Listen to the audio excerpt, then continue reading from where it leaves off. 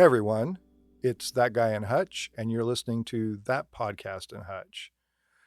Back in January, everyone was kind of doing this dry January. Not everyone, but a lot of people that I talked to were doing that, and kind of gave me an idea and had some conversations around that with people. And it made me want to do a series of episodes about addiction and focusing more on alcoholism. And part of this came out of a conversation I was having with my friend Steve Becker at breakfast. And we just started talking again about some of his experiences as a recovering alcoholic and his journey and what that's looked like. So that kind of triggered the next 3 episodes that we're going to present to you that are looking at alcoholism. The first episode, I talked with my friend Steve Becker, and he spent most of his career as a district court judge here in Reno County and later served in the Kansas legislature. And he's been a longtime friend of mine, and I'm very grateful for that, and also grateful for his willingness to talk with me very openly about the struggles he's had with alcohol and his path to recovery. It was a very hard road for him to beat that back, but he's successfully done it for a very long time. But as you listen to him talk, you'll remember that the world really is one day at a time, especially when you're recovering from any sort of substance misuse. The next person I talked to then was Cammie and Michael Rumback, and I wanted to talk with them because I had kind of watched their journey from afar, and I saw that Michael had given up drinking beer and given up alcohol, and saw him kind of talk about the way it had changed his life. He started riding his bike. He was losing a bunch of weight, and it just made me curious. So when this came up and I had an opportunity to talk with them, I wanted to get him in here. And they both came in here and were very candid about, Mike was very candid about his experience with alcohol and the way he tried to hide his alcoholism from his family. And then Cammie was very forthcoming about the toll that it took on their family and some of her experience in having a husband or someone in the family who was an alcoholic and trying to deal with that part of it. And this was to me, it was a very touching and very compelling episode, and one that I think you'll all get a lot of good information and good understanding out of. It's not an easy journey for anyone who's dealing with addiction, but it's also very, very hard for the people who don't have the addiction but love somebody with an addiction. The last episode that we recorded was with Seth Dewey, who formerly was the health educator at Reno County Health Department, who's now moved on to Mirror and continues his work with substance misuse and helping people with addiction and moving into recovery. He's been a great resource for our community and for the state, frankly. And he is himself a recovering addict who has worked in this health space in the public sphere and in the counseling area. And he's been a great resource in helping others understand the cause and the social cost of addiction. He's a strong advocate for harm reduction policies, and he has helped elevate my understanding and compassion for the recovery community. And in this, we normally, when I talk with Seth, we're talking about substances like fentanyl and methamphetamines and some of your illicit street drugs. But we have a very interesting conversation that kind of draws some parallels between those and alcoholism and the way that we treat those differently socially and in our communities. So I think you'll find this series thought-provoking and insightful. It certainly was for me. And here's my friend, Michael and Cammie Rumback.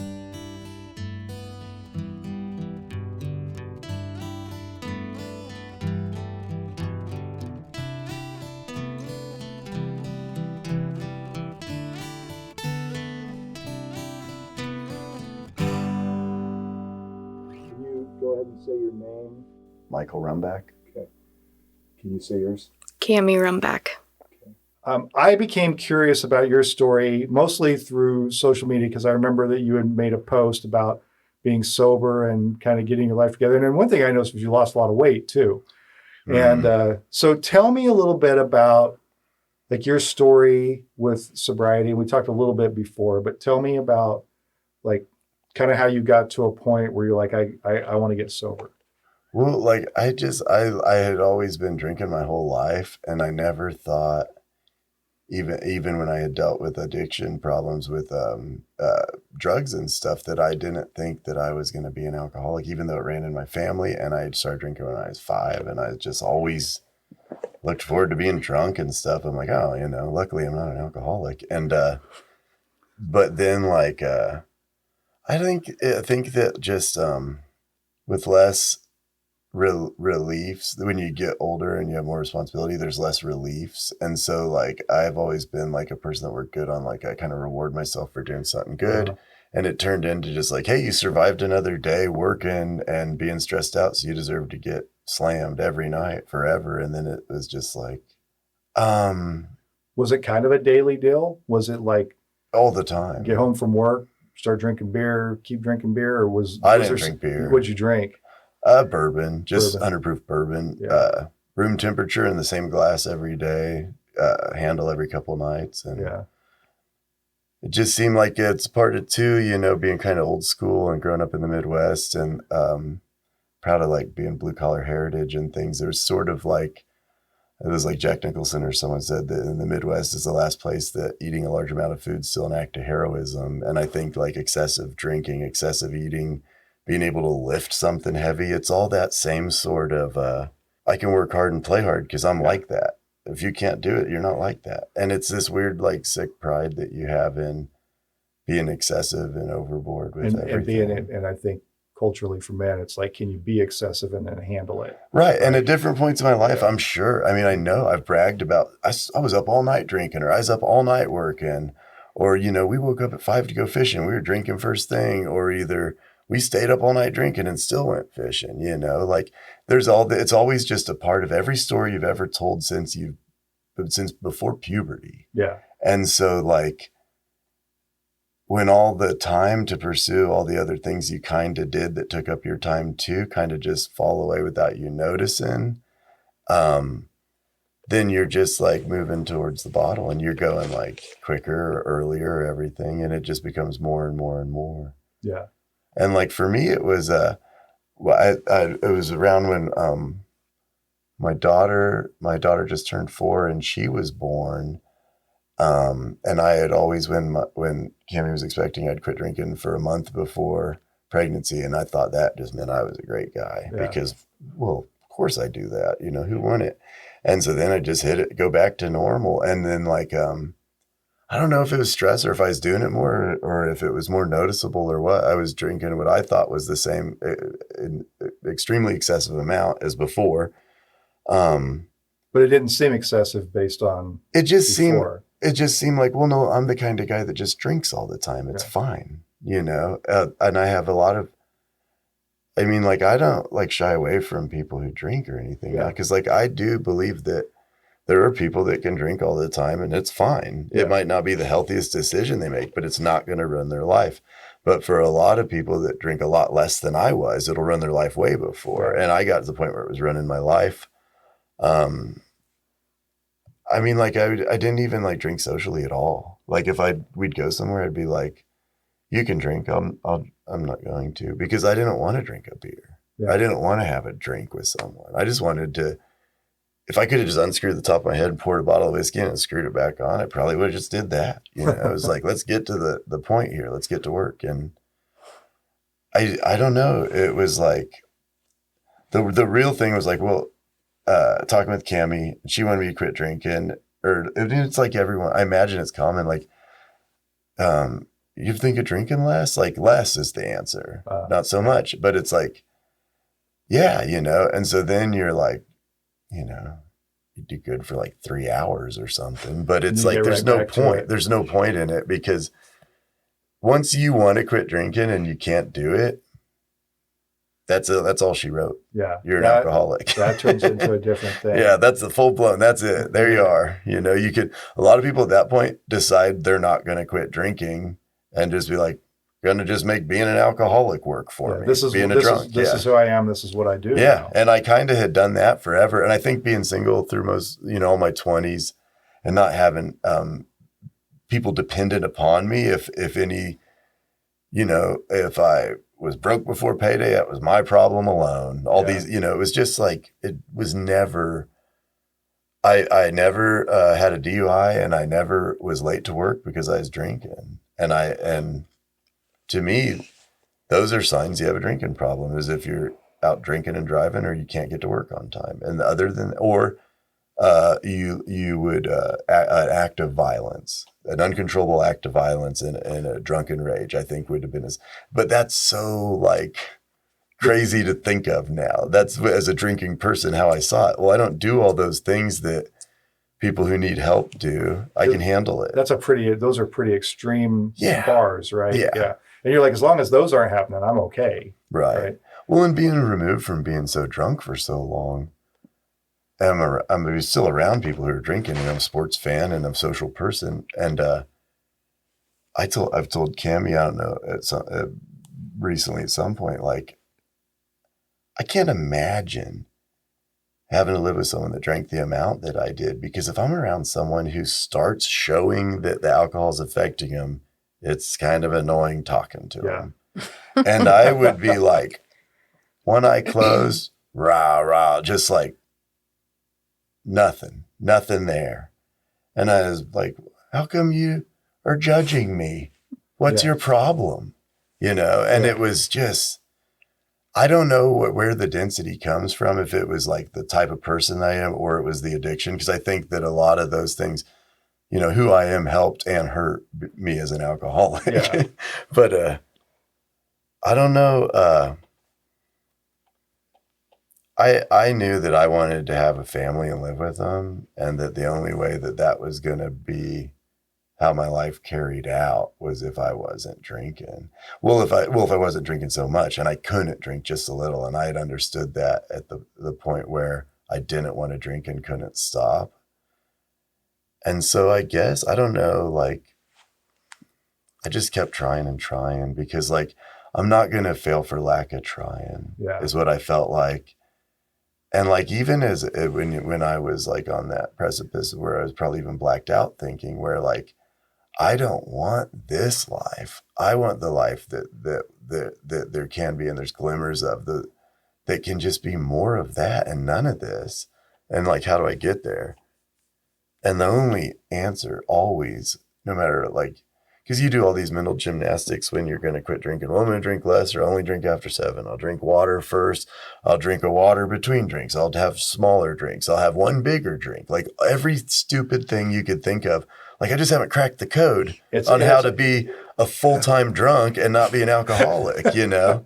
And in the meetings, everyone starts talking and they're laughing and that's the first time you realize you're normal. Yeah. And that you're broken, but there's people of less stature and greater stature of you that are the exact same. Yeah. And it is a very big relief. And it's the first time that you're talking to someone about alcohol that understands, because everyone you talk to in your life that loves you and cares and wants you to succeed don't understand.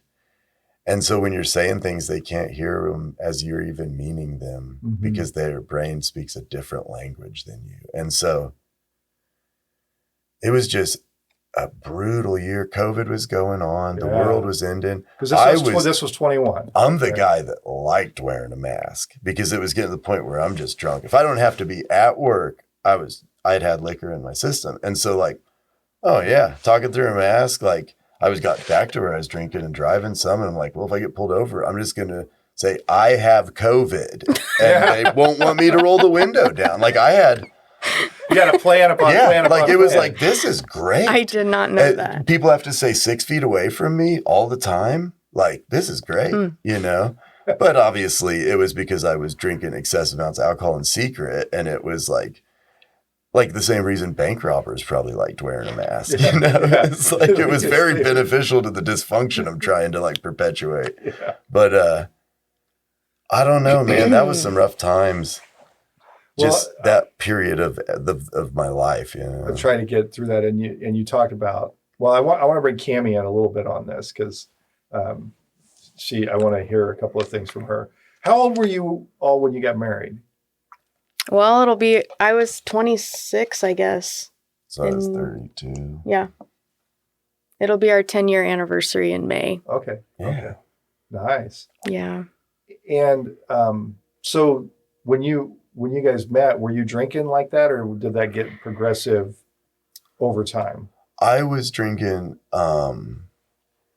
ridiculous amounts of alcohol still, but it was very much more social and by myself. But I didn't have kids, and You're a bachelor. I wasn't like, just when you're tired and worn out and you have burnout and you're an alcoholic, there's not a lot of like good vibes coming from you. Yeah. But when you're happy and you have like a little disposable income and you just got off work and you're drinking a lot and telling jokes with your buddies, that's fun. Yeah. You know, and that's where it was at that point. I probably was an alcoholic by like medical definition, but I didn't like care at all. And I didn't see it as affecting my life or relationships, you know. I was probably But when I met you, I knew that you drank and had used drugs and stuff, but it just wasn't like you're saying, there wasn't as much responsibility.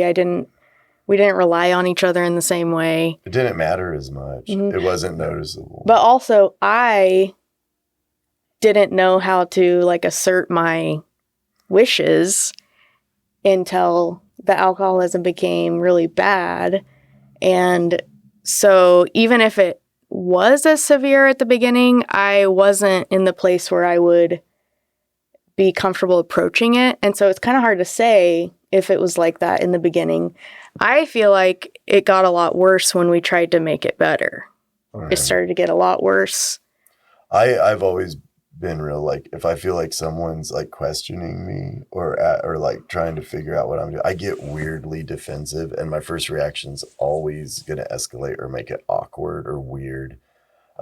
Still have it. I don't know if it's like, you know, the Catholic school thing or whatever, like just the whole, but it was like, I as soon as like, I'll work so hard at work so nobody asks me why something isn't done, because I'll immediately be frustrated, you know? And so if like Cammie's like, I remember times Cammie would kind of go like slow down, like then, you know, and I'd be like, that would make me annoyed, and I'd drink probably faster. Like nobody's gonna tell me what to do in my life body, you know, like that. I don't know, it was arrogant and like it was dumb, but I remember thinking that, like, nobody can tell me what to do. Worry about what you're drinking, you know, like, like I'm experienced here. Don't worry. Yeah. So, Cammie, at what point were you like, this is a problem that I can't deal with anymore? Mm-hmm. And what did asserting your wishes look like at the start? And then how did that progress over time? Well, so I started to be really angry all the time. Like I was so mad at Mike, just angry all the time. And I knew, like, cognitively, professionally, I knew that I should be empathetic. I knew that Mike was struggling, but I couldn't access that because I was just angry all the time. So I was like, I'm going to go to therapy and figure this out.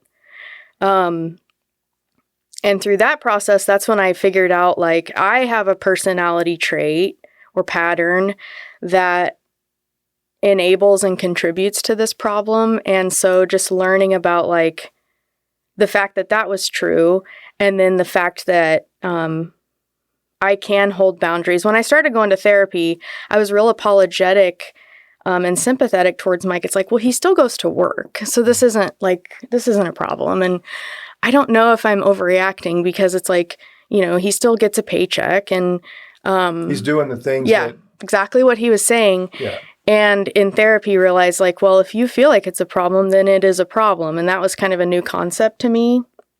So in the beginning of our relationship, I mean, I'm an opinionated person. I'm not like timid or anything, but it is really uncomfortable for me to say, I'm not comfortable with this.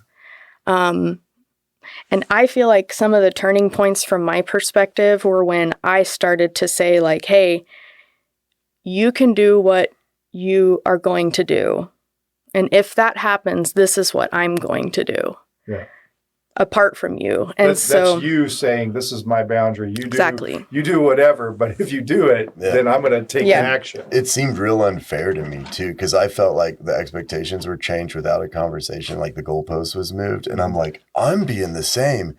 You're being different. So you're being mean. Like it was dumb. Like I thought, well, I've been this way and you signed up for this. So if I'm not, and like, I don't know, I was progressively getting worse and drinking more and my health was getting worse, but my behavior was kind of like the same, only more of it. And it was kind of like, oh, I've always drank too much. But well, when it like subverted and became secretive, that was a whole new level. And that was when I was drinking and I wanted to stop and I couldn't. And it was like, I don't know, like if you feel bad all the time, how much are you giving to your family? Yeah. You know? I want to talk about this a little bit because this seems to be like such a common issue as it surrounds alcoholism in particular, but any addiction. But I'm interested in both perspectives from this because you talked earlier about like this is hiding. Like you were hiding your drinking. You got to a point where you like didn't want to drink anymore, but also acknowledge that you weren't. Classic move, switch to vodka. Yeah. Classic secret alcoholic move. Yeah, you put it in anything and you can't see it, right? It doesn't smell. It's the don't ask, don't tell liquor. That's it. Like it's, Yeah. Odorless clear, just slap a mask and 6 feet on, you can be drunk all the time. Yeah. So you moved to vodka and you're hiding things. And you talked earlier about being in the basement, drinking in the basement, which is so common. I used to do some work on houses and every crawl space is filled with whiskey bottles and whatever. Literally our house. Yeah. Yes. Like I wouldn't be surprised if they'd still find an empty liquor bottle. She found them months after I quit drinking. And even like, I think she knew I wasn't drinking, but she couldn't feel that I'm not drinking. Cause every time she found a liquor bottle forever, it meant one thing. It wasn't like, someone else put it there, but. So you're feeling bad through this whole time. Like you want to quit drinking, and you can't, and you're still doing it. I've never experienced that. Can you help me understand what that feels like to have that? Because you've got two warring parts of yourself. And I have experienced that, just not with alcoholism, but you have these two parts that are in direct conflict with one another, and you're carrying both of those. What is that like? It's terrible. I mean, there's a song by singer-songwriter named Benjamin Todd called Using Again. And that came into my world when I was using alcohol and not wanting to, as every opportunity I had. On my days off, I'd like wake up at 3 a.m. and get drunk for an hour, really drunk, and go back to bed for 3 hours. Cammie go to work, I'd get drunk. Like, it was ridiculous. I could squeeze 4 drunks in 24 hours, like large amount. And it was like, I thought that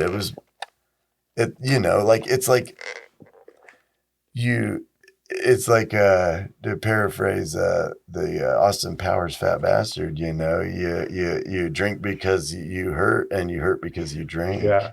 And it's so true because like I was like, I had medicine because I went to the doctor and I told him like, I'm an alcoholic. I need to figure this out. And I didn't want to take, there was like 2 options. There's a pill that if you take it, then if you drink, you're sick as a dog. Yeah. And there's one that if you take it, you could still drink, but you won't feel the effects of it. And I'm like, well, that will kill me. If I take that, I'll drink liquor as fast as I can until I feel effects. I'll just drop dead because it ain't going to make it not kill you. Yeah. And so I took the first option, and you'd take it and you'd get 30 days. You reward yourself with a planned drunk that's a lie. And you take, and then it's like, she figures out you're lying. It's like, I saw you take the medicine. It's like, yeah, that's an Excedrin. Just got to where like anything you could do to not do what you're supposed to do was like what you did, even though you didn't want to. It was terrible. It was like just like a nightmare. Yeah, it sounds like it. Now, Cammie, you shook your head there at some point. So what's that about? I was just having the memory of in the morning before you'd go to work, we were to the point where I was like, okay, it's like, I want to see you take your medicine. This is part of how we build trust with each other. And so like he was saying, like he would literally pretend to take it. And that's the level of trust that we had with each other. That you're like, I got to see you. Well, yeah, but then it was even like fake. Yeah. Like it wasn't the right pill.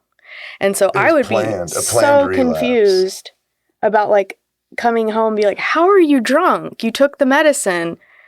And I just lied. Yeah, like, it was pretty directly, awful. like smelling like liquor and being drunk and lying like as close as we are. Just and someone who knows you. You'd say, I'm not drunk. I haven't been drinking. I don't know what. Just gaslighting. Like, you're crazy. Like, I'm not drinking. You can smell my breath. Yeah, you smell like booze. I don't know. Like, just ridiculous. Like, it takes like everything logical away from you. And like, you just don't like anything at all. And like, if you get drunk enough, you'd feel numb so you weren't hurting. Yeah. And so that's how you try to end the night, at least not being in pain. There's no pleasure left, but at least you're not in pain. Yeah. That's better. Do you have any insight or post, recovery?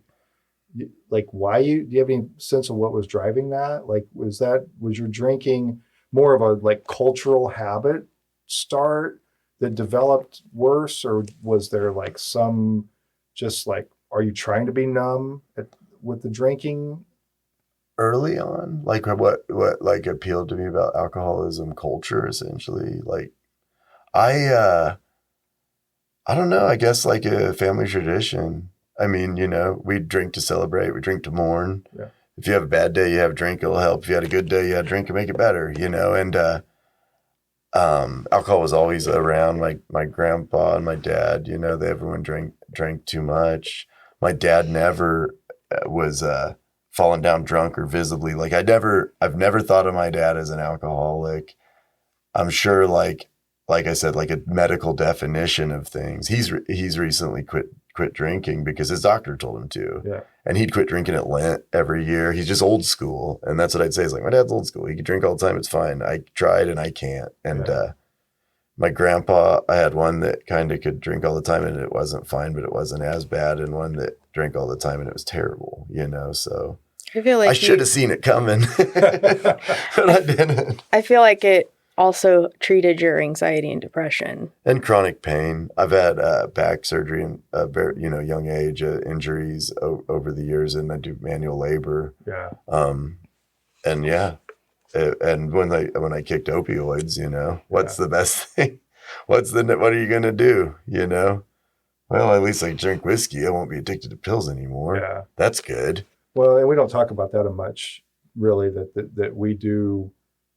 There are jobs that people do that just trash their bodies, and it hurts. Yeah, I'm just a part in a machine. I'll get worn out, and they'll replace me with a new part, and that'll be my whole life. There's more to it than that. Like, but as far as like, if you want to break it down to one part of it, that's it. And like, I'm aware of it, and I take pride in that part of it, and I think that's where the pride of like the live hard, work hard. It seemed like in my mind I was doing something that was noble. Some people couldn't do, keep a job and drink and work and all these things. It just seemed like that was what the version of a grown up that I had kind of always thought I'd be was going to do, and I was doing it.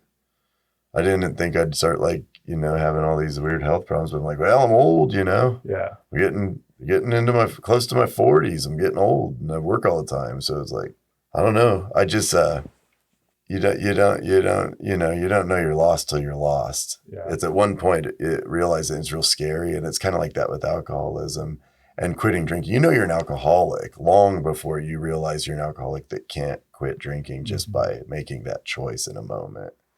And so that's like that was like that same feeling as when you're a kid in a store and then you turn around and your mom's not there. It's like, I'm here alone and I don't know what to do at all.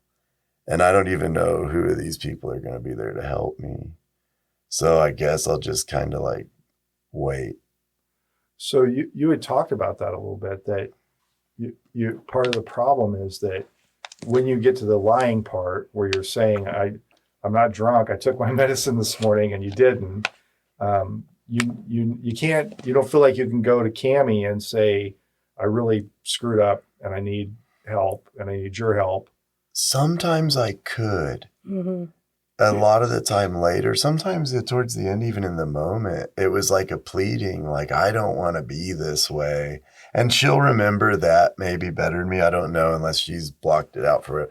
But like, I was pissed drunk through all of this. So my recollection might, you might take it for what it's worth. But well, how do you remember? Yeah, I do remember that once I got emotionally healthy enough to recognize that I was going to be okay and I was going to take care of my kids no matter what, then it was easier to be empathetic and say, this is really sad that you're living this way.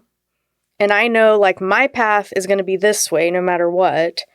And so if you do this path, I'm comfortable with that because I know what's happening for me. Mm-hmm.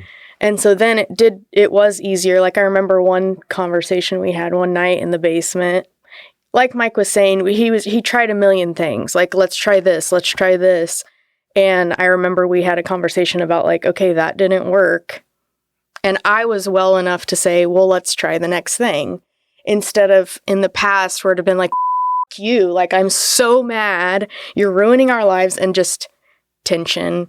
So yeah, it got easier over time when I started to separate a little bit, which is weird, but that's the way it was. Also seeing that growth and realization, because I'm not an idiot. Like, I'm not like a real smart guy, but I'm not an idiot. And when I see someone growing and becoming a more healthy person in a relationship and independence and scared the daylights out of me. You saw that in her. Yeah, because it's like, this is the last thing that happens before my family's gone. Yeah. And I realized it. And so like, it's already urgent, but it was a little bit more of a sense of urgency, or like maybe it just made me like not give up more or something. But I did know there was a fear that this is her growth of becoming someone without me. Yeah. Because I'm not the one that's doing anything for anyone anymore, You got kicked out.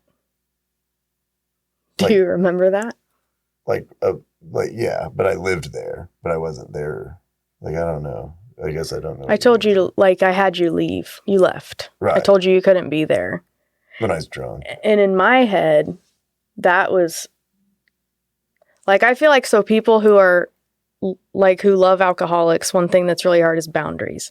And that was the boundary. In my memory, that's what kind of changed things a lot, is when that boundary was set, because that made it like more real. You can't, we're not going to be here. I don't know what to do. It's like, what am I supposed to do? Sit here and have someone forcefully remove? Because I remember thinking like, if I have to leave because I'm drunk, well, I live here, so I think I can stay, but I'm not going to get in a confrontation as the singular, extremely intoxicated person. And so also, like, I can't drive. I probably did. I don't even remember, but it's like so confusing. Like, this isn't how we do it. You yell at me and I go downstairs. Yeah. That's how we do it. Like, and then I like. But the rules had changed.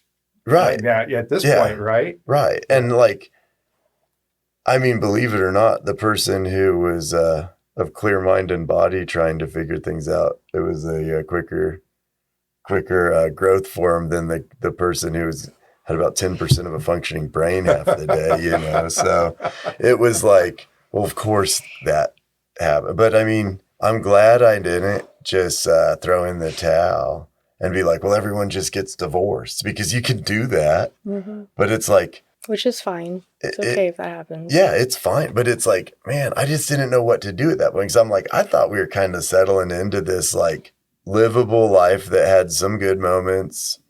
Yeah. And I knew that we had beautiful kids and we both loved them so much. I didn't feel like she loved me, and that hurt my feelings and made me mad or whatever. But I didn't like talk to her about it, because what are you going to say? Like, what if it's true? You don't want to be the one to bring it up. Yeah. You're speeding things up then, So I was confused a lot of the time and very depressed. If I'd hear people walking around upstairs, I'd have anxiety because I'd know how big they were. Yeah. Everything. Like, there was very little parts of my day that were genuinely enjoyable. And I'm like a pretty positive, happy guy. So that really bothered me about myself because like I was getting angrier and grouchier, I guess would say. Like I don't know. There's a, pressure from work and stuff too. So you're constantly always tired and worn out. Yeah. I still am. And I still deal with, burnout and grouchiness and overreacting about things. Like I think all people do to some extent. But these are things you figure out later. Alcohol doesn't help. Right. And it might, I think like if she has a long day at work, like I always would joke that my wife likes the idea of having a drink more than having one because she'd pour a drink and I'd find it and it looked like nobody had a sip and I'd pour it out and she was in bed. Sometimes I'd drink it, but I'm like, I don't drink this stuff. I'd drink it if there's nothing else, you know, but like, I didn't get it. I thought it was funny. Yeah. I thought it was cute. Like, oh, that's cute. She just wanted to have a drink, but she don't even like booze. She's like, that's what people do after a hard day. I want to have a drink, but, and me on the other hand, it's like, I don't think I'm going to drink tonight. And I'd drink like half a pint of 100 proof bourbon in a slug and do that 3 times, like a pint and a half in 5 minutes. And that's like where you start, you get your head cleared so you can go do your stuff, Yeah.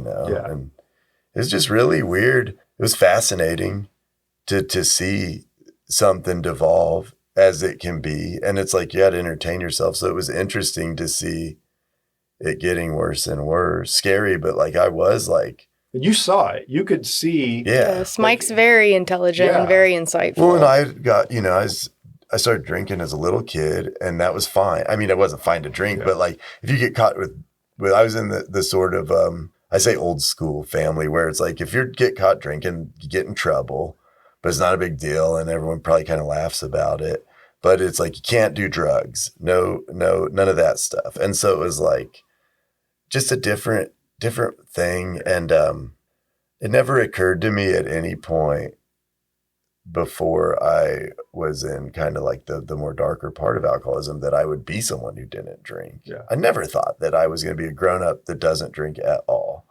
And people still ask me. And I think the lying part was hard for me because I think honesty is really important. And I believe being authentic with people is a good quality. And I was a liar and I was disingenuous and everything that I didn't like about a person was like growing in me. Yeah. And that I hated it. I hated every minute of it. But it's like you could still you could get so drunk that you almost are to fall out of a recliner, but you could put a record on and still like think about that instead of everything else. Yeah. And so it was all just a self-medication, escape, all these things that turned into severe addiction. So. And in that you're progressively feeling worse as it's going on. My health's getting worse. Your health is getting worse. You're getting more depressed. You now know you're lying and being deceitful and feeling all that. And now you hit this wall where you're saying, I can't do this anymore. Mm-hmm. So what happens at that point?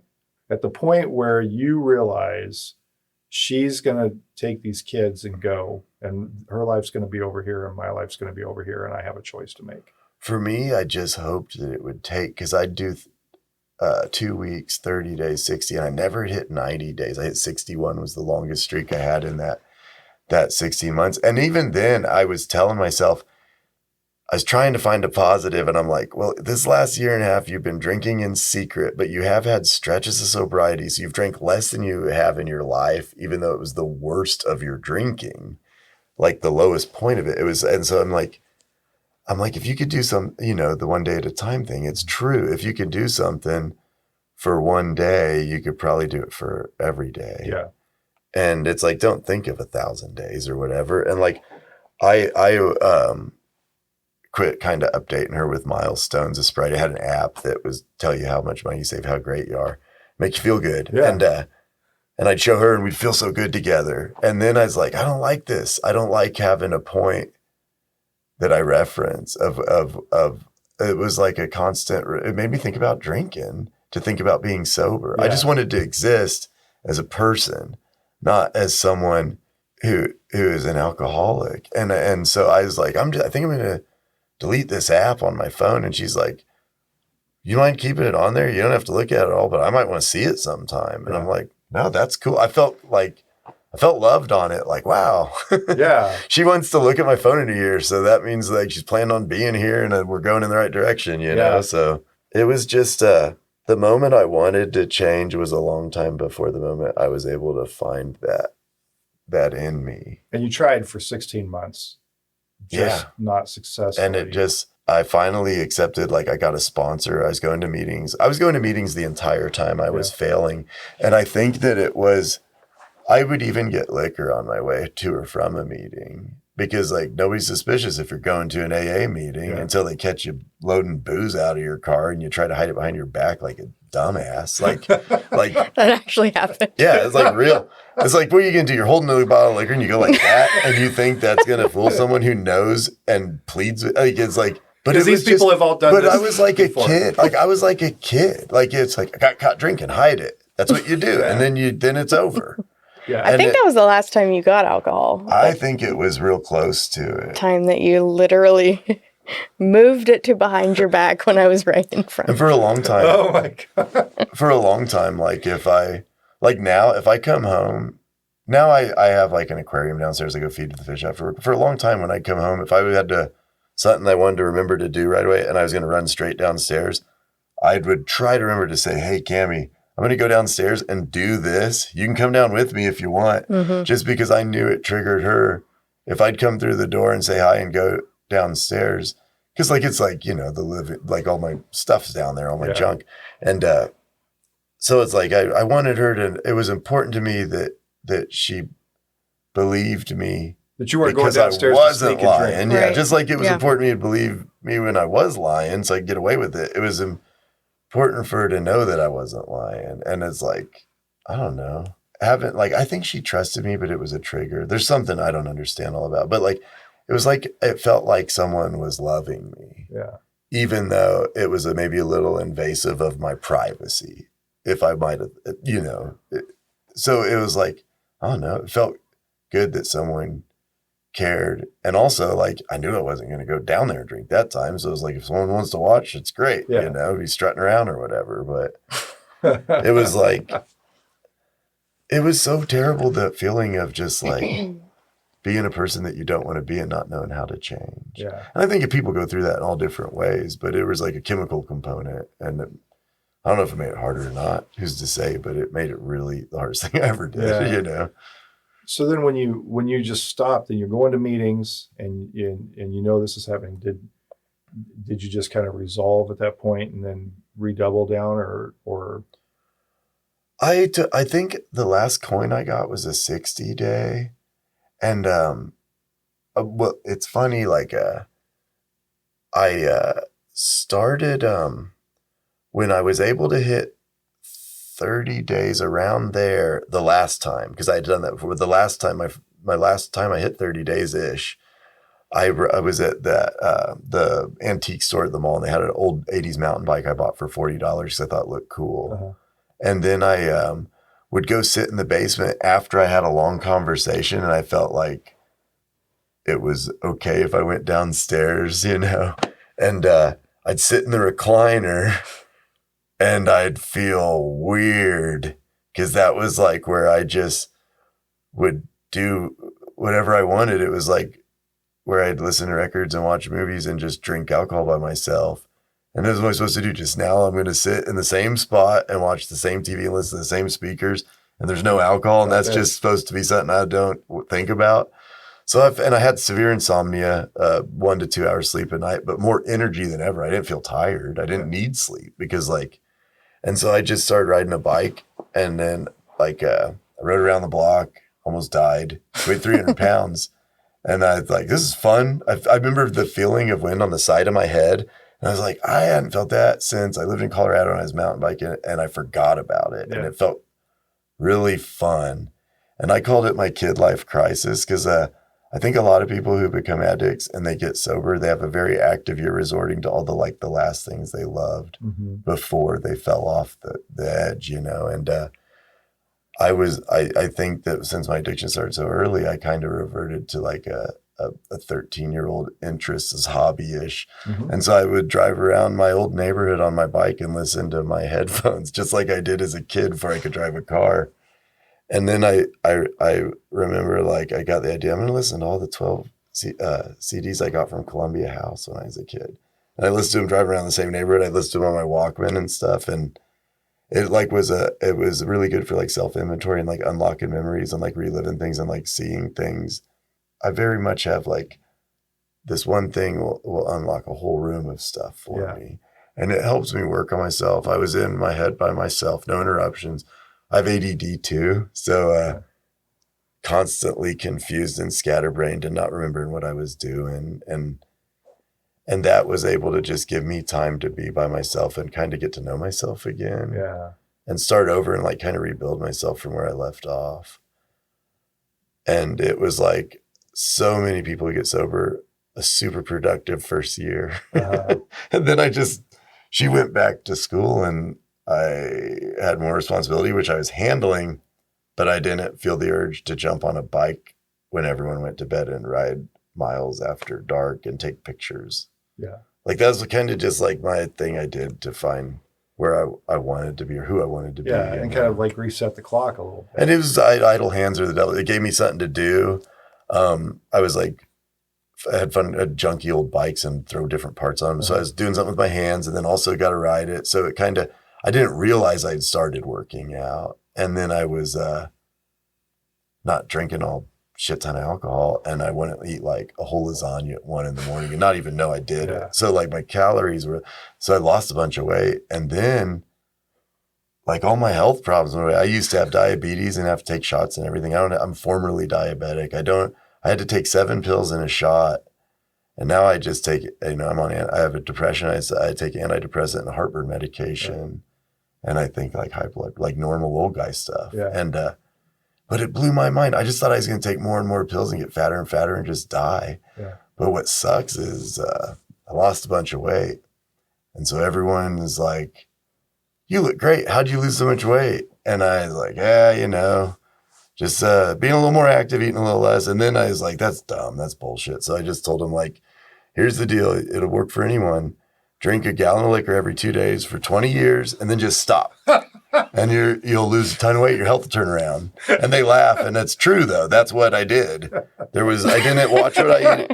Never watched what I ate, anything. And like, this is a great commercial waiting to be made. Like, you too can be like me. Yeah. And like, because like, I'm a fat guy and other fat guys would be like, what'd you do? Because we've all been trying like, oh, well, I'm going to take the bun off my hot dog. That'll do it, And it just wasn't it. It's like you have to like torture yourself to the precipice of death and lay there drunk for 2 decades and then get up and walk around and don't drink any more alcohol. Perfect diet plan. Yeah, perfect. It's a 3-step plan. Yeah. It's a 3-step. You got to be good. You did it for the long game, but it works, But seriously, something that's important to me is that you were open about what was going on with you. And parallel to that, I was also getting more comfortable with talking about what had been going on with me, because with alcoholism, I think with addiction, it's really secretive by nature, but so is being married to an addict or being married to an alcoholic. I'm not telling anyone that. Yeah. There's shame in all of this, right? Absolutely. Yeah.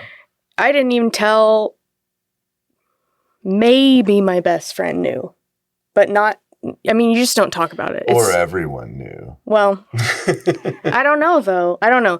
But anyway, the point about it is that when I started to talk about it, one of the most helpful things has been that so many people, more people than I can count or remember, have reached out. Yeah. Privately and publicly, and been like, hey, this is happening to me too. And we'd been alone for so long. Like I was so scared and ashamed. But actually the whole time this is happening to so many people. And I think you've had that experience too, of people reaching out and being like, hey, I need some help with this. And I that was it's a rewarding experience. That's why AA works so well. I don't know the statistics on it. It seems to work very well for some people. And it's because that dynamic, is that like my pain can help someone else avoid it, why wouldn't you put that out there? And you're not alone in the world. I was lying for so long that if I could be honest, and it's like, it creates accountability. If like, you know, if you tell everyone you're not drinking anymore, no one's buying you a drink or whatever, you know, just like, I felt like it was time to put it all out there. I don't know. And the fact that my friends, my friend that had done that kept me going, because that was when I was failing, and I just see their life coming back together from where it was, and it kept me going. And like, I just knew like I wasn't going to give up until it was over. Yeah. Where, you know, just because like, and I was willing, like if I couldn't do it, I was going to go to rehab, because that's what you got to do, you know? But you were really committed to like, you knew that you wanted your family, you wanted to still be a part of that. And that was so you were willing to do anything at that point to make sure that stayed intact. Absolutely. Cammie, I want to ask you, and I'm curious, you're living with someone that you love. Very much. Who's actively lying to you for a long period of time. How do you deal with that? That's has to be a painful experience. Yeah. Yes, it is. It was. When I was a kid, my parents got a divorce, probably for a lot of reasons. One of the reasons was there was infidelity. And so growing up and having that experience, my number one thing about marriage was like, I'm not going to get married to anybody who I think is going to cheat on me. That was number one. And so that was always my biggest fear.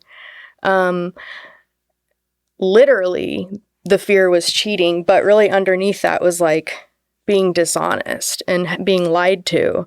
And so that was really, really, really hard. And I think we talked a lot about, look, just don't lie to me. You can drink, don't lie to me about it. And so it was really, really hard. And I think that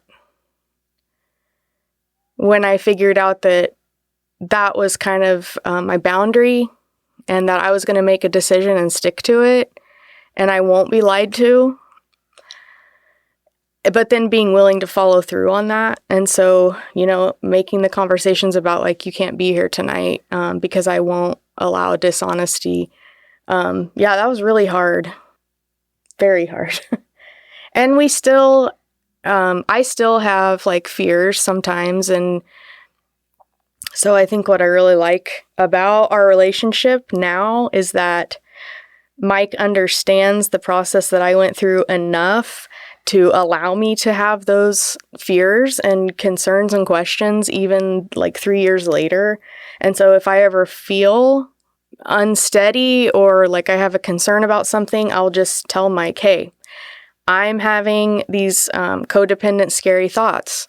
I just wanted you to know. They're in the background, it's like, I know that's not his responsibility, but he's my partner, and so I can tell him that. And I really appreciate that about the communication that we have, because that was the hardest thing, was the dishonesty. It really wasn't even the drinking. That sucked too, but it was the dishonesty that was happening. That was really hard. It's funny because that was the hardest part for me too. Like I'd been on a lot of like different chemical experiences, and that was just like part of the fun part. But for me, like the fact that I was a person that I didn't want to be, and that a man that lied to his family and couldn't control his own behavior. Mm-hmm. And I still had to be alive. Like I had to be that person. Yeah. Like I couldn't not. The only way to not was to get so drunk that your brain wasn't registering that to you and you weren't feeling it, or to not do it. Yeah. And one's sustainable and one isn't. And it's like, I don't know, man. Like I didn't know what else to do other than like, I had to quit drinking.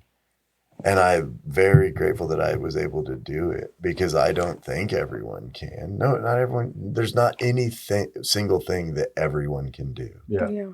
And so why would this be the exception when it's the hardest thing that I've ever done? Well, and you talked a little bit earlier too about, before we started recording, about culturally how hard we make that, right? You said, I think, I don't drive by a bunch of street drug stores on the way home, right? But alcohol's really, and you're right, not everybody has a problem with it. A lot of people, most people, fine.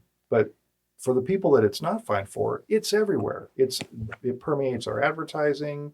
It's all over the place. And then for someone in dealing with trying to get past that, that's a huge barrier, isn't it? Mm-hmm. There was, the for early days of living alcohol free, there was days where I'd feel like, I don't feel like I'm going to relapse, but I'm going to drive a long way home from work that there's no liquor store by the road. Just, I don't even want to see it. The fact that I'm thinking about right now, I don't want to move that towards those thoughts. So it was like, just weird, the way you ingest the way you like experience your life is different if you're an alcoholic that quits drinking in a tricky way. Of course, a good way, the rewarding part, but like, oh, we threw an interception, it's tied and there's 20 seconds left, whatever. Well, I'll take a drink because that's like something you do while you're pacing and all this. So it's like, there was times when I'd be watching a football game and I'd drink like 12 Coca-Colas. And I'm like, it's like, it was funny to me. It's like, this is what happens to an old drunk that quit drinking, is you do stuff like this, don't even know you're doing it, We always have a lot of unique pops around. I went through a point in the first year where I like bought a very unreasonable amount of hot sauces, like 40 bottles of different hot sauces, because I enjoyed tasting something that had a sensation connected to it. Yeah. And the bite. Yeah, the bite of the kind heat, of like, right? Yeah. And when I was sick, when I was drinking, I'd make beef broth and pour wild turkey and hot sauce in it. And I just drink that. That was my medicine. Like, and it'd make me feel great. I felt way better every time. And so like, I don't know, but for some reason that would, and I'm an ADD, person. And so we tend to be addicted to like just fixation and hobbies and go all in, and then you just lay it down one day, and that's the last time. You don't even know that it happened, know? Yeah, and there's been a lot of that. That a lot of that like addictive part of my personality would be like weird, like insomnia, eBay and things like that. But it was all like growing pains or growth, like figuring life out as someone who don't drink, who is an alcoholic. Yeah. Mm-hmm. So it was crazy. It was kind of funny at times because I'd be doing dumb shit and I'd watch myself do it. I'm like, I don't care. This is scratching an itch that needs scratched. So I'll do it, Right. Well, I want to talk a little bit about life now. Like the bike thing reminded me, like I remember you were posting pictures every night of your bike. And I don't remember, I wanted to go ride with you, but I don't, something with my schedule or whatever, I don't remember what it was, but that was such a cool thing. And you take a picture of your bike in front of like the sports arena or wherever in town. And so like, so now you've been 3 years sober now? It'll be 3 this spring. Okay. Talk to me now about life. You've talked a little bit about like sometimes, Cammie, you'll have these fears and you'll say, I'm kind of having this worry, and you're taking those and like saying, hey, you want to come down the basement with me or whatever, it's fine. I get it. Talk to me about life now, like how you guys like manage this. There's big changes though. Like when I quit drinking April 28th, 2001. 2010, 21. 21, sorry, yeah. But I quit drinking, and that was in April 28th. And then by June, Cammie said that she feels like she'd like to go back to school, but she didn't want to. She knew like I was going through a lot. I'm like, let me not let my alcoholism hold you back from this, because it's held you back for enough, sort of thing. We can do it, And so she went back to school and's got a master's in the time that I've quit drinking. And like all I did was a dad and did that stuff. But there's like, these were things you weren't. I'm proud of her for doing. I'm proud of her for doing it, but I'm also proud of myself for being a part of it.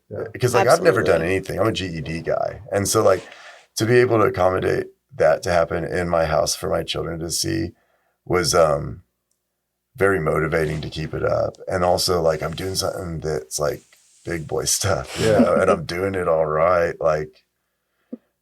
So that was like a big one. I mean and then she graduated. She's a therapist and counselor now. And so like the fact that I was lucky enough to have that person be the one that has to learn how to put up with me, and they understand how it works a little better, even if they're not like that, was something not every drunk gets, that sort of blessing. It sounds like you were a drunk with the right person. Yeah, like luckily I would tricked her into liking me enough at some point that it worked out. But it was like, I don't know, it felt like, it was a very lot, but it changed our lives a lot. So they've changed not just in like the day-to-day activity, but where we're at as a family and what we're doing and stuff. So what do you think, Cammie? I don't know. It's kind of weird to like talk about the way that our lives used to be. Yeah. And I definitely recognize that a lot of people, I mean, we've been really lucky. We're really lucky. We've worked really hard, but we're also really lucky. We have a lot of privilege and things have turned out really well. Life is good now. I think the interesting thing for me is that when we figured out that we were an addict and a person who's like deeply, deeply codependent, the alcohol is one way that came out and the way that our relationship was. But it was also just like about who we are as people and our patterns and stuff. And so learning about that through the process of Mike quitting drinking, I think that I know myself a lot better now. And that helps you be in relationship with someone.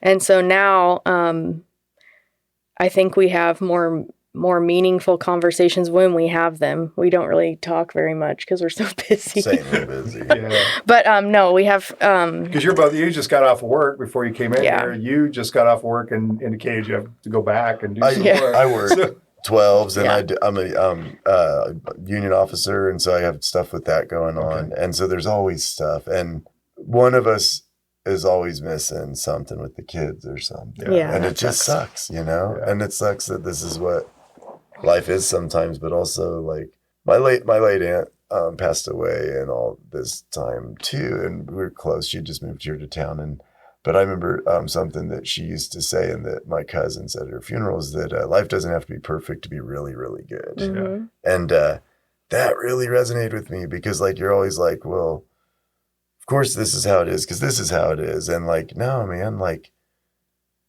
those like it's and of course it's cliche, but those little things that are like just so perfect and beautiful and feel so good in the moment, that you could just string them together.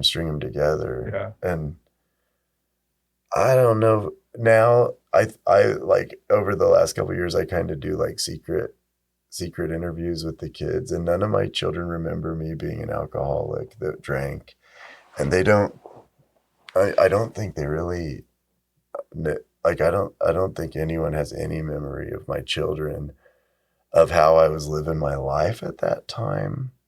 And addiction is so shameful that I feel very great, very happy that they don't. But also I want to like them to understand, you got to be careful. Yeah. Someone told me, like, if you find it in you to break an addiction, that as addiction can be genetic, so can like that sort of thing. Yeah. So it's like, that's cool. Maybe we're trending in the right direction on our family tree now, because both my brothers have quit drinking since I have, and my dad, which is really funny to think. I remember when Rooster was little, we would always just bring tons of whiskey to Christmas at my dad's. We'd all like, it was like, we all get him a bottle. Who get him the best bottle? Oh, well, I guess I get 2 this time. And so one year we all brought 3 bottles of whiskey, like good bourbons for my dad. We had them all in the bar. We went down to wrap Christmas presents, got housed. And that was like the tradition. And it was fun. And I'm not going to lie to myself and say being drunk wasn't something that I enjoyed, and it was fun a lot of the time, because that's how you get hooked. It's true. Being drunk is fun, but being a drunk isn't. And it's just like, it's still funny if you go to a meeting and all these people that have had so much pain in their lives from their addiction, there's moments when you're telling stories that everyone's crying, and then there's moments where you're just rolling, because it's like, a lot of the time people who tend to drink way too much are fun people. So imagine if you get 10 of them together, it's not that bad a time, so. I'm kind of curious about like when will be the right time to talk to the kids about it. I don't know. I'd been drinking for a few years when I was Rooster's age. Yeah. I think I remember one time since I quit drinking, one of the kids picked up a glass of wine and had a sip. They thought it was a different drink that you were drinking, and one of them like touched on their mouth or something, and I got overreaction, like concerned and afraid. I felt fear in me, like, is this the moment my kid became an alcoholic right in front of me? And if I would have been paying better attention, I could have grabbed it, you know? Yeah. And I'm like, that isn't rational. Yeah. So, but like it does, I see like my older son's a real rule follower, and I don't worry about him as much. My daughter's a lot like me, and she's just so wound up and excited and fun and overdoes things and loves that. Yeah. And loves just like going as hard as you can and failing and falling flat and the excitement in it. And I worry about her more because I feel like that's relatable, or like I kind of connect to that with where I feel like as a kid. And she's middle child, I'm a middle child, all that stuff. Yeah. But I don't know. What can you do? Yeah. Be better and hope you can help anyone that needs it, you know? And that's I think both of you have talked about doing that. I think one of the things that really struck me is that, you know, you two getting to a place where you are talking to each other honestly about where you're at, sort of opened things up and allowed you to get to hear. And then, and this has always fascinated me about just us culturally. We hold all this in, right? Like all this shame, right? And every time I've done that, or I've talked to people who've done that, almost universally, it's like, well, when I did start, what you said, when I do start talking about that, there's all these people that are like, yeah, that's my experience too, or I'm going through that too. And I don't know what it is about our culture that tells us we have to be ashamed of all these things and hold it in and hide it, when all the evidence tells us that that's the opposite of what we need to do. And that it's like when you're open about it, then the whole, you then build that community of support, right? Then you do create the opportunity for help to come in. But we just keep hiding things until what, we collapse under the weight of it, or pretty something. much, yeah. And that's a big thing. I throw it all out there. Like everyone at work knows my deal. Yeah. I'm a very vocal person. I think in the plant, and people know they can come to me for absolutely anything. And blue collar people deal a lot with addiction. Yeah, a lot. And a lot of people, what you don't know at first when you get sober is people reach out to you about getting sober, and you respond, and you'll have a 3 or 4 text exchange, and you're like, this feels good. And then you check up on them and they're not responding, and you know that they had a bad day and they wished they were getting sober. So they reached out to you as the first step, but you can't go after them. Yeah. Nobody can quit doing. Nobody can do nothing that they don't want to do or that they're not ready for. And so, like, I don't know.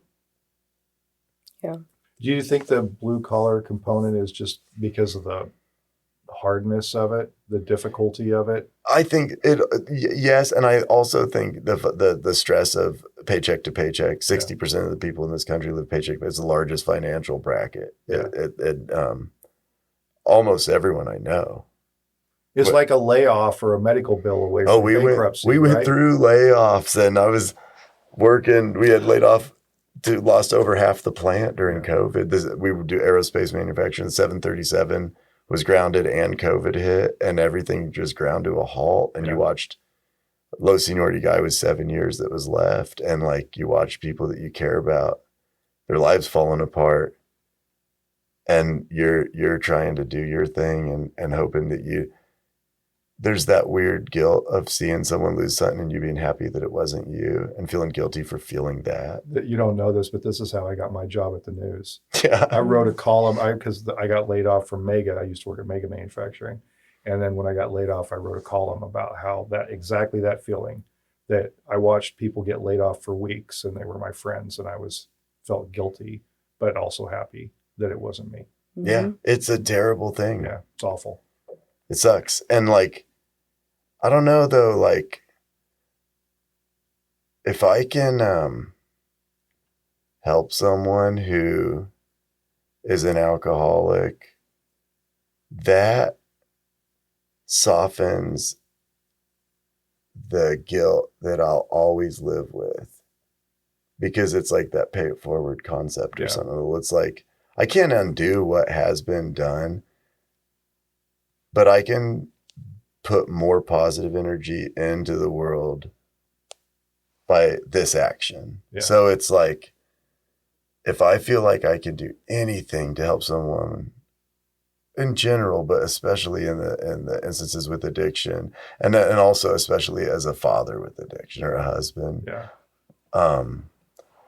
then it's they appreciate it, and they don't. No person going through addiction can understand how rewarding it is, and just like emotionally gratifying it is for someone who is an addict and is not using, to be able to help them. It helps that, and that's why the AA does. That's the whole concept of it. And I tell the guys at work, if someone talks to me, he's like, "Well, did you go to meetings? Was it weird? Was it just with all losers?" No. I said, it's just like a union, only there's more people there in a union meeting. Yeah. But it's just like that. It's a group of people can do something that an individual can't do alone. Yeah. And that's all that it is. And I understood that 100% as a concept of a labor or trade union, but I did not understand that with addiction. I thought, this is something I got to do by myself. Yeah. And I couldn't, tried. Yeah. And then I had to do it with a big group of people. There's so many people that I just know their first name that I can remember every word of the story. Some of those old guys just tell the same story every time. It's good every time. Yeah. And I don't know, man. The guy that I got, a friend talked to me when I told him I quit drinking. When I right after Christmas, I stayed up all night drinking. Don't remember Christmas morning. Can't make me talk. I'm going to quit drinking. I told her that day. She was happy, and I was happy. I believed it. And then early January, 21, friend came by. I was giving him a record or something. He's older dude in his 80s, and we were both jazz heads, is why we were friends, and radicals. And he said, I told him I quit drinking, and he was genuinely happy, and he's the nicest person. He says, "I'm really happy for you, Michael. I thought that you might be like me, and I'm an alcoholic too. Only one way we're different is I couldn't do it by myself. I'm glad you can. If you ever want to talk to some more people about it, hit me up," and was so good. And then I failed a few more times, and I called him. He's like, and it's like, they all say, "I'm so glad you called. If someone, I could tell you've been drinking, drink tonight, have fun. Tomorrow, don't. We'll talk again. No need in talking right now." And they know you can't talk to "Oh, I'm going to quit drinking in the morning." It's like, what's the point? They know better than you at that point. They're playing along. It's like, all right, great. And then like you do good and you fail, and you do good and you fail. But it's like, just like there's this formula that does work. It worked for me, and it's worked for other people, but it's not going to work for everyone. Yeah. I have a lot of friends that have been through rehab, and it didn't even work. Nothing works for some people. And that's tragic. Yeah. That's why we need more things, more options to help people. And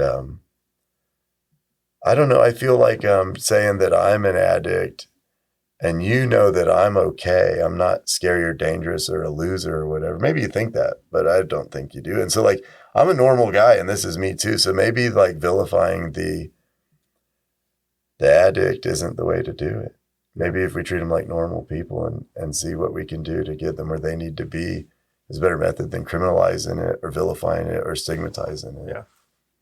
I know some people may never understand that or want to believe it, but there's nothing that could convince me otherwise. Yeah.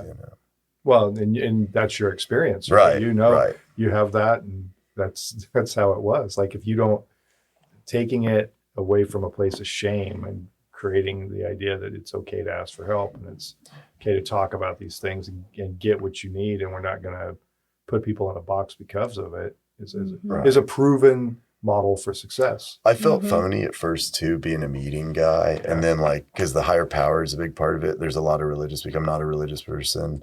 I don't have any religious beliefs at all, or spirituality at all to me. I don't have no problem with it. It's great. It does a lot of good for a lot of people. But a big part of AA is finding a higher power and like the concept of one work towards it. For me, I was like, I'll just say it. I don't know. And then I was like, the higher power is the family. Like if I do this, I have everything I want. And if I don't do it, I don't know what's next, but it's not what I want. And so like the just like love of my family and like that. And like, it's a very unique situation. Like the fact that my kids don't remember, that's a motivation that I have. They don't remember ever seeing me drunk. A lot of people don't have that motivation. It's like a different one. So, 100 ways to skin a cat, but whatever gets you there. And there's a lot of parts of our lives, this day and age, everyone wants to talk about, we don't get along no more. Nobody who's different gets along. But like in those four walls, when we're all just stripped down to an individual, a person, a human being, it's the most natural thing in the world to love them and get along with them and to share with them. And so I don't know if experiencing all that and like the emotions and like there's a lot of highs and lows in it. It's a wild thing to go through. I probably will go back to meeting. It's been 2 years, and I'll get all the coins because I'm a natural collector. I'll be like, yo, me this one, that one. It's like, I know they get cooler the longer you go, and now, when you meet someone who's been through it and came out on the other side or hasn't yet, there's a bond there too, because you're in the struggle with them. Yeah. It's just like your neighbor. Yeah. You live with them. You live with them there. It's a community. Yeah. Right. It's a community of people that you can say, hey, we're all together on this. Mm-hmm. Well, I'm really glad that you guys came in and talked to me about this. I've wanted to ask you about this for a long time and have this conversation. And it's a personal story and one that can't be terribly easy to share, but I think I'm glad that you did. And I'm grateful for that because I think it's good to talk about it. I think it's important to talk about it. And I think talking about it helps people. Yeah. Yeah. I hope so. I really appreciate the opportunity. I mean, it's like in my mind, it's like, well, what if someone hears this and they like kind of know me or whatever, and they might be like, hey, can I pick your brain? And then it's like, who knows what could happen, Mm-hmm. Yeah. If you put yourself out there, who you are in any way, it's giving someone access to a person that might know a way of doing something that they don't. And it's just important, It's like you said, it's how communities are built. Yeah. Yeah. And this brings more things like this, conversations like this, I think bring more people into the community. So, well, thank you guys. Appreciate it. Thank you. Thank you. Yeah. I'd like to thank a few of the people who've helped make that podcast and Hutch possible. My son Mitchell Probst wrote and recorded the music for the show. Jenny Brigette put together some great graphics and promotional art. And Chris Acker helps overcome my mistakes to produce a great sounding product every episode. That podcast and Hutch is made possible through a collaboration between the Hutchison Arts and Culture Collective and Salt City Sound. They're working to bring resources and infrastructure to support art, music, and storytelling in our community. If you have an idea for your own podcast, reach out to them at podcasts@saltcitysound.net. If you enjoy that podcast and Hutch, be sure to subscribe and share it with all your friends. You can also help support this production by subscribing to thatguyandhutch.substack.com or by emailing me at thatguyandhutch@gmail.com to learn about sponsorship opportunities. Thanks for listening, and I hope you'll join us again next week.